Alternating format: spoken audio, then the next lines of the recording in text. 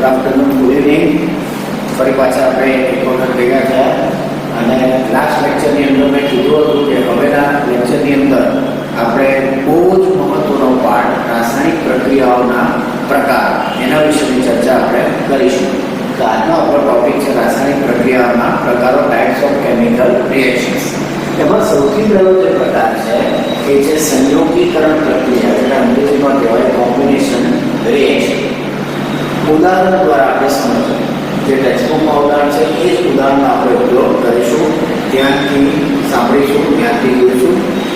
દાખલા તરીકે તમને એક બીકર આપવામાં આવે 50 ml કે 100 ml. બીકરથી આપણે પરિચિત છીએ, નવમાં આપણે ક્લાસની અંદર ઘણી બધી વખત સાધનો જોયેલા છે. તો 50 કે 100 ml નું એક બીકર આપવામાં આવે, એમાં કળી ચૂનો, જે બજારની અંદર મળે છે પાવડરી ફોર્મમાં હોય, ચૂનો જેને આપણે કહીએ, ઓરિજિનલ નામ કળી ચૂનો છે, આપણે ચૂનો તરીકે ઓળખીએ છીએ. એ કળી ચૂનાનો થોડોક ભાગ એટલે થોડોક જથ્થો આપણે એ બીકરની અંદર લઈએ. તમે ઇમેજિનેશન કરજો, એ બીકરની અંદર કળી ચૂનો લઈ લીધો. હવે એમાં હું પાણી એડ કરું છું. ચાલો, શું થશે? થોડી વાર રહીને એમાં એ બીકરને તમે બહારથી ટચ સ્પ્રિંગ કરશો એટલે એમાં ગરમાટો લાગશે, એ ગરમી ઉદ્ભવશે. એનો મતલબ કે એ પાણી અને કેલ્શિયમ ઓક્સાઇડ, કળી ચૂનાનું રાસાયણિક સૂત્ર એટલે કેલ્શિયમ ઓક્સાઇડ, એ બે વચ્ચેની રાસાયણિક પ્રક્રિયાથી આપણને ઉષ્મા ઉર્જા મળી. પણ પ્રોડક્ટ કઈ બની?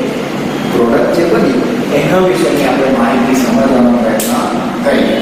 આપણે ફરી પાછું રિપીટ કરીએ તો એક બીકર લેવામાં આવે, એની અંદર કળી ચૂનો, કેલ્શિયમ ઓક્સાઇડ, પાવડરી ફોર્મ એટલે કે સોલિડ ફોર્મમાં આપણે લઈએ છીએ, વત્તા એની અંદર આપણે કીધું તેમ પાણીનો ઉપયોગ કરીએ એટલે પાણી એડ કરીએ છીએ. હવે એ બે વચ્ચેની રાસાયણિક પ્રક્રિયા થાય તો આપણા નિયમ મુજબ આ Ca2+ બનવાનો છે, બરાબર, આ O2- બનવાનો છે. એ જ રીતે H2O માંથી પણ બે છૂટા પડવાના. શું પડવાનું? તો કે 2H+, H બે વખત છે એટલે 2H+ વત્તા O2-.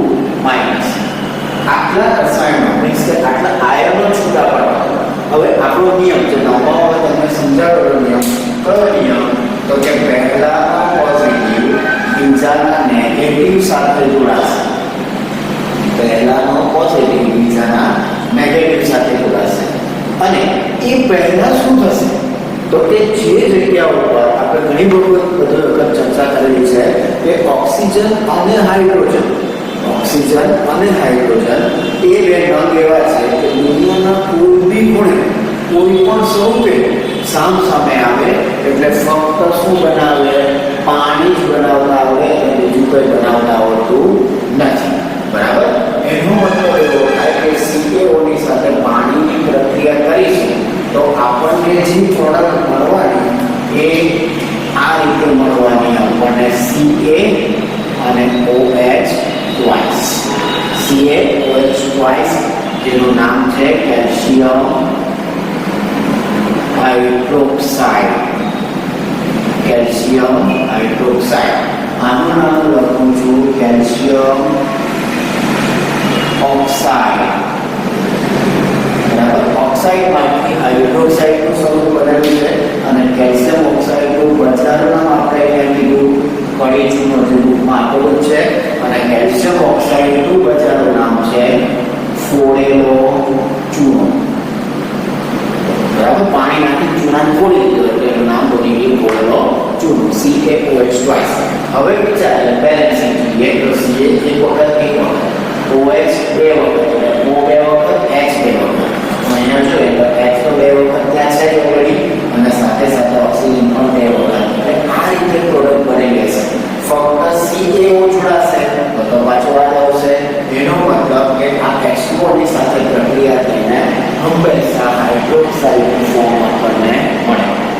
જ્યાં H2O સાથે પ્રક્રિયા ત્યાં એક હાઇડ્રોક્સાઇડ અવશ્ય બનેલો હોય. અને સાથે આપણે કીધું કે બીકરને બહારથી આપણે ટચ સ્પ્રિંગ કરીશું તો શું થશે? તો કે ગરમાટો લાગશે. એનો મતલબ એવો કે એમાં ઉષ્મા ઉર્જા રિલીઝ થયેલી હશે. એટલે CaO વત્તા H2O gives CaOH plus ઉષ્મા. જેમાં હવે આ નિયમ જે કીધો કે પહેલાનો પોઝિટિવ બીજાના નેગેટિવ સાથે, તો એ નિયમ અહીંયા ચાલશે નહીં. બરાબર? કારણ કે એનો બંને સાથે પ્રક્રિયા કરવી પડે અને હાઇડ્રોક્સાઇડનું સ્વરૂપ બનેલું હોય.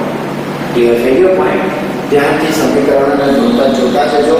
શું કહેવા માંગે છે આપણે સમજીશું. ત્યાર પછી એનું નેક્સ્ટ સ્ટેપ તમને જવાનું. હવે શું થાય? ક્રિટિકલ કેલ્શિયમ હાઇડ્રોક્સાઇડ બની. હવે એ કેલ્શિયમ હાઇડ્રોક્સાઇડનો ઉપયોગ શું? તો કે એનો ઉપયોગ બહુ સરસ છે. ઉપયોગ દીવાલ તોડવા માટે. દીવાલ તોડવા નહીં, તોડવા માટે. એનો મતલબ કે દીવાલ ઉપર જે આપણે ચૂનો મારીએ ને, અત્યારે આપણી કાચની દીવાલ ઉપર જે ચૂનો લાગેલો છે એને દીવાલ તોડી એમ કહેવાય. મીન્સ કલર કામ કરવું, પણ ચૂનાનું કલર કામ કરવું. એટલે દીવાલ તોડવા માટે CaOH નો ઉપયોગ થાય છે. હવે તમે વિચાર કરો કે જો એમાં ઉષ્મા ઉર્જા છે, ગરમાટો છે, હવે આપણે દીવાલને તોડીએ છીએ, દીવાલ ઉપર પીછેથી લગાવી દીધું, તો એ તો રેલા ઉતરવા માટે. અને એ તો કયા ફોર્મમાં હશે? એક્વિયસ ફોર્મમાં હશે. લખવા જોઈએ કે આપણે અહીંયા સોલિડ લિક્વિડ લખી દીધું, તો આ કયું ફોર્મ બનેલું હશે? આ તો દ્રાવણીય ફોર્મ, એટલે એક્વિયસ ફોર્મ. હવે તો વિચાર કરો કે પીછેથી દીવાલ ઉપર આપણે ચૂનો લગાવીએ તો એ તો રેલા ઉતરે. એનો મતલબ એ તો શું થઈ જાય? બધું નીકળી જાય. પણ એવું તો થતું નથી. એનો મતલબ કે હજુ એની પ્રોસેસ કઈ આગળ ચાલે છે. અને પ્રોસેસ કઈ રીતે આગળ ચાલે છે એ સમજીએ. તો હવે આની પ્રોસેસને અહીંયા પ્રોડક્ટ બનેલી છે એની પ્રોસેસ બતાવું છું. તો CaOH શ્વાસ. હવે વર્ગખંડ છે. આપણે શ્વાસમાં ઓક્સિજન લઈએ. ઘરની અંદર બી ધારો કે તમે રૂમમાં બેઠા છો, ચૂનો લગાવેલો છે, પણ અત્યારે આપણે ક્લાસની વાત કરીએ તો ક્લાસની અંદર બેઠા છીએ, આપણે શ્વસનની અંદર ઓક્સિજન લઈએ. બરાબર? ફરી પાછું નોર્મલ યાદ કરાવું કે આપણે શ્વાસમાં ફક્ત ઓક્સિજન વાયુ નથી લેતા. આપણે એવું નથી વિચારતા કે અહીંયા ઓક્સિજન, અહીંયા ઓક્સિજન, એવું તો આપણે કરતા જ નથી. આપણે શું કરીએ છીએ? બધા જ વાયુ શ્વાસમાં લઈએ છીએ, પણ આપણા બોડી પાર્ટને જે વાયુ અનુકૂળ આવે છે ઓક્સિજન તેને ગ્રહણ કરે છે અને બાકીના વાયુઓ ઉડકા સ્વરૂપે કે પછી ગમે ત્યાંથી વાયુને દૂર કરે છે. સમજી જાય? બરાબર? તો જ્યારે તમે ઉત્સર્જન કરો છો, બરાબર, ઉચ્છ્વાસ કરો છો, એ દરમિયાન CO2 વાયુ બહાર નીકળે છે. એવું તમે ભણો છો. આ CO2 વાયુ ક્લાસની અંદર છે, પ્લસ વાતાવરણમાં CO2 છે. એ સતત આ ચૂનાના નીકળ્યા પાણી સાથે, એટલે કે ફોડેલા ચૂના સાથે પ્રોસેસ ચાલુ રાખે અને પરિણામે એમાંથી પણ CO2 ગેસિયસ સાથે પ્રક્રિયા આ એક્વિયસ ફોર્મ રહે છે. એટલે CaOH પ્લસ CO2 એમાંથી બને CaCO3. એનું નામ છે કેલ્શિયમ કાર્બોનેટ. અને કેલ્શિયમ કાર્બોનેટ એ કડક સ્વરૂપે છે, એટલે કે સોલિડ ફોર્મમાં બને. અને હવે એની સાથે શું બનશે ધ્યાન આપો. તો CaCO3, આ CO2 માં એક ઓક્સિજન અહીંયાથી ગયો, બાકી અહીંયા કેટલા બાકી રહ્યા? H2 અને એક ઓક્સિજન જતો રહ્યો, એટલે અહીંયા પાણીનું સ્વરૂપ નીકળી ગયું. હવે અહીંયા જે પાણી આપેલું છે એ પેલા રેલા સ્વરૂપે પાણી અંદરથી નીકળી ગયું અને બાકી બચ્યો CaCO3. એના લીધે દિવાલ ઉપર આપણને ચમક લાગે. બરાબર? એટલે આ જે CO છે એની પ્રોસેસ CaOH ટ્વાઇસ સ્વરૂપે છે. બોર્ડની પરીક્ષામાં હમણાં 5/2020 પ્રશ્ન પૂછાયેલો આપણા સ્વાધ્યાયનો પ્રશ્ન છે કે એવો પદાર્થ જેનું દ્રાવણ દિવાલ દોરવા માટે વપરાય તે પદાર્થનું નામ, એનું અણુસૂત્ર અને રાસાયણિક સમીકરણ. તો 3 માર્કનો સવાલ આપણા 2020માં પૂછાયેલો હતો. તો એનો આન્સર CaO, પદાર્થનું નામ કેલ્શિયમ ઓક્સાઇડ, એનું અણુસૂત્ર લખવાનું હતું. એનો 1 માર્ક, એટલે CaO લખો એટલે બીજો 1 માર્ક. અને એનું આ ઇક્વેશન બતાવવાનું નામ સાથે, અવસ્થા સાથે, એટલે બીજો 1 માર્ક. એટલે 3 માર્કનો આપણો ક્વેશ્ચન આ રીતે તૈયાર થાય તે સ્વાધ્યાયની અંદર આપેલો છે. અને એવી પ્રોસેસ કેલ્શિયમ હાઇડ્રોક્સાઇડ અને CO2 સાથેની પ્રક્રિયા, તો કેલ્શિયમ કાર્બોનેટ અને પાણી બને છે. બરાબર? હવે આ જે પ્રક્રિયા છે એ પ્રક્રિયાના સમીકરણો તમે ધ્યાનથી જુઓ.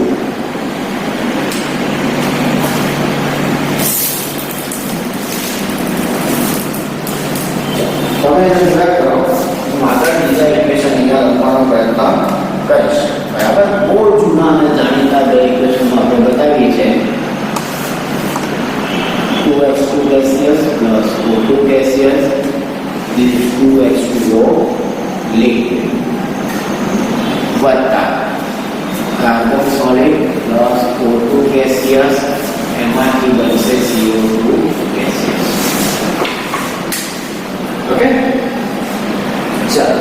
સમીકરણોને ધ્યાનથી જોઈ લીધા. સરસ. હવે આ બે ઇક્વેશન લેજો જેમાં હાઇડ્રોજન વાયુ અને ઓક્સિજન વાયુ મળીને પાણીનો અણુ બનેલો છે. બહુ જૂનો 6થા સાતમા 8મા ધોરણમાં બી આવી ગયું, 9માં આવી ગયું. અને એક નવું ઇક્વેશન બતાવો તો C carbon solid plus O2 ગેસિયસમાંથી CO2 ગેસિયસનું નિર્માણ થયેલું છે. બરાબર. આને આપણે બહુ ડિટેલમાં નથી સમજવા. હવે આ ચાર ઇક્વેશનને ધ્યાનથી જોશો તો એમાં પ્રક્રિયકો બે છે. અહીંયા જો પ્રક્રિયકો બે, અહીંયાથી પ્રક્રિયકો બે, અને નિપજ મૂળ એક જ બનેલી છે. આ તો એક્સ્ટ્રા છે. બરાબર. એ જ રીતે અહીંયા પણ બે પ્રક્રિયકો છે અને એમાંથી નિપજ એક જ બનેલી છે.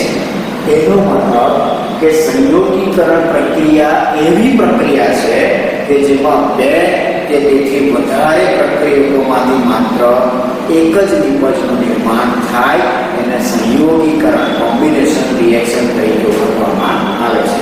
તો હું અહીંયા વ્યાખ્યા લખું છું. જે બોલ્યો એ લખું છું એવી પ્રક્રિયાઓ કે જેમાં બે કે તેથી વધુ પ્રક્રિયકોમાંથી એક જ નિપજનું નિર્માણ થાય તે પ્રક્રિયાને સંયોગીકરણ પ્રક્રિયા કહે. બરાબર. ધારો કે કોઈને પ્રક્રિયા નિપજ સ્વરૂપે યાદ નથી રહેતું તો સરળ ભાષામાં પણ સામેની સાઈડ પર આ આપણે જે થિયરી ભણીએ છીએ કે ટેક્સ્ટબુકમાં પેજ નંબર 6 અને 7 ઉપરની થિયરી છે. બરાબર બેટા. તો 6થા નંબરના પેજ ઉપર આ વ્યાખ્યા આપેલી છે જે તમે ટેક્સ્ટબુકમાં પણ ટીકમાર્ક કરી લેશો. અને 7મા પેજ પર આ વ્યાખ્યાને સરળ ભાષામાં કીધું કે બે કે તેથી વધુ પદાર્થ, પદાર્થોમાં તત્વો બી હોઈ શકે કે આ તત્વ છે. બરાબર. આ તત્વ છે, આ તત્વ છે અને એ અથવા સંયોજન. તો આ બધું સંયોજનોના ઉદાહરણ બતાવેલા છે. એટલે બે કે તેથી વધારે પદાર્થોમાંથી એક વચ્ચે પ્રક્રિયા થઈ, બે કે તેથી વધારે પદાર્થો વચ્ચે પ્રક્રિયા થઈ એક જ નિપજનું નિર્માણ થાય તેને સંયોગીકરણ પ્રક્રિયા કહે છે. બંને પેજ પર વ્યાખ્યા છે, બંને ટીક માર્ક કરશું અને પરીક્ષાની અંદર પૂછાય વ્યાખ્યા તો એમાંથી કોઈ પણ એક વ્યાખ્યા તમે લખી શકો. એટલે ખાસિયત આ સમીકરણ જોવા માટેની ખાસિયત તમને કીધેલી. તો ચારે ચાર ઇક્વેશનમાં તમે જોશો તો ડાબી બાજુ બે પ્રક્રિયકો છે જ્યારે જમણી બાજુ મુખ્ય નિપજ તરીકે એક જ નિપજ છે. એને કહેવામાં આવશે સંયોગીકરણ પ્રક્રિયા. ઓકે. આટલું ટિપ્પણ કર્યા બાદ હવે ફરી પાછા આપણે આગળ વધીએ. ફરી પાછી એક પ્રક્રિયા છે સંયોગીકરણ પ્રક્રિયા. અલગ અલગ ઉદાહરણો દ્વારા આપણે એને શીખવાનો પ્રયત્ન કરીએ છીએ. તો ત્યારબાદ બીજી બે પ્રક્રિયા તમને બતાવવાનો છું. એમાં પહેલી પ્રક્રિયા કુદરતી વાયુનો દહન અને બીજું શ્વસનની પ્રક્રિયા. બરાબર. આ પણ સંયોગીકરણ પ્રક્રિયાના જ ઉદાહરણો છે. બરાબર. સમજવાનો પ્રયત્ન કરીએ. કુદરતી વાયુ દહન. હવે કુદરતી વાયુ આમ તો ઘણો ખ્યાલ પણ એમાં મુખ્ય ઘટક કોણ તો કે મિથેન. આપણને 8મા પણ વિધાન હતું અને 9મા ધોરણમાં પણ વિધાન હતું કે કુદરતી વાયુનો મુખ્ય ઘટક એટલે તો મિથેન એટલે CH4 અને વાયુ છે એટલે ગેસિયસ ઓબ્વિયસલી. હવે તો દહન કીધું. હવે દહન કરાવવું એટલે હંમેશા ઓક્સિજનની હાજરીમાં પ્રક્રિયા. કોઈ પણ પદાર્થનું દહન એટલે ઓક્સિજન સાથેની પ્રક્રિયા. એમાં કોમ્બિનેશન સમજવાનો પ્રયત્ન કર્યો. બરાબર. તો સૌથી પહેલા કાર્બન જે છે એ સી સાથે કાર્બન સી જે છે એ ઓક્સિજન સાથે સંયોજાય અને પ્રોડક્ટ એની બનાવેલી છે CO2 ગેસિયસ કાર્બન ડાયોક્સાઇડ વાયુ. હવે જોયો આ તો આની સાથે જોડાઈ ગયો પણ હવે હાઇડ્રોજન બાકી રહ્યું. તો હાઇડ્રોજનને શું કરવાનું? બરાબર.